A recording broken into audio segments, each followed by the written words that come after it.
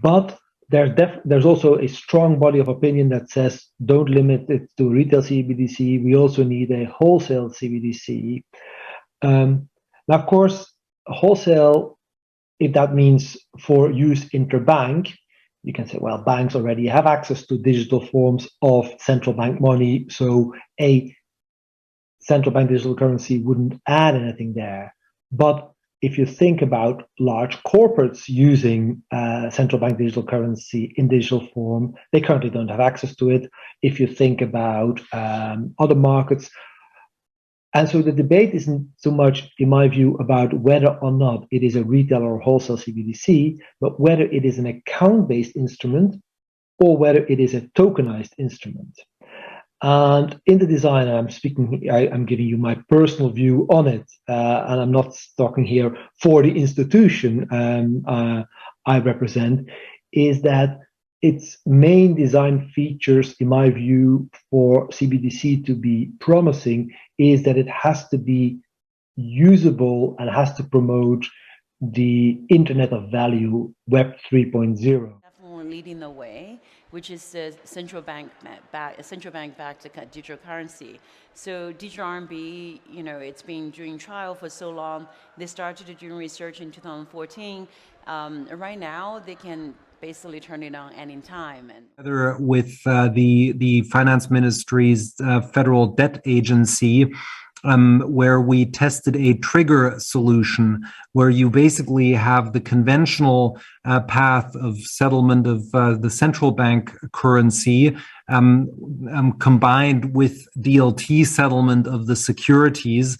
And there's a DLT-based trigger that then joins the world of the conventional payment system with the DLT world. That's also possible that we use sort of hybrid solutions of conventional and digital. That's also one of the possibilities. So 5-year term, I always went in with a commitment to 5 years in and then out. I started focusing on what my crystal ball told me is the next focus for where this Internet of value is going. And that's in the form of a digital dollar and central bank digital currencies. And innovation in alternative finance and crowdfunding then also led, what you of course know very well, to the fintech emergence, to the first use cases of blockchain, the cryptocurrencies, the ICO hype in 2017, etc. So this was already one trajectory which was going on where we saw a direct use case in the financial field.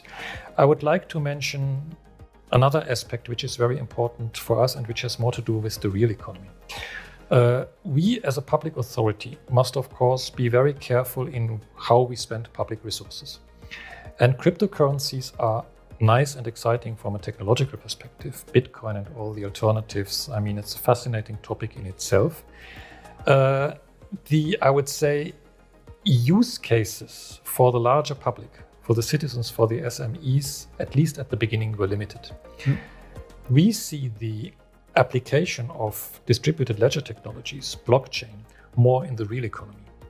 Because blockchain is much more than just any technology that now helps to digitize financial markets. It does that, but it does much more because it creates a decentralized trust network. It turns the Internet of information into the Internet of value.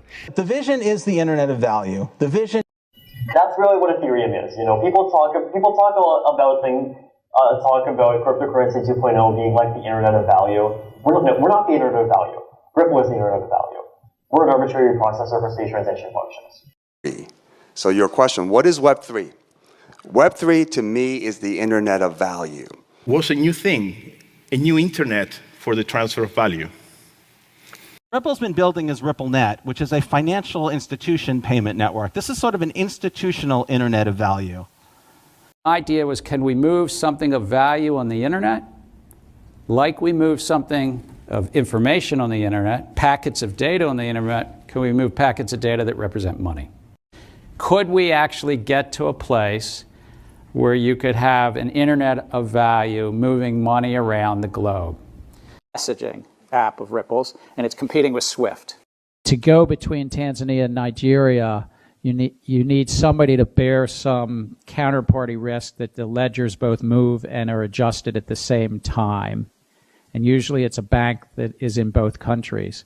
You could use blockchain, but the current thinking is you need a bridge currency in between, and that bridge could be a stable value that's backed by the US dollar or the euro.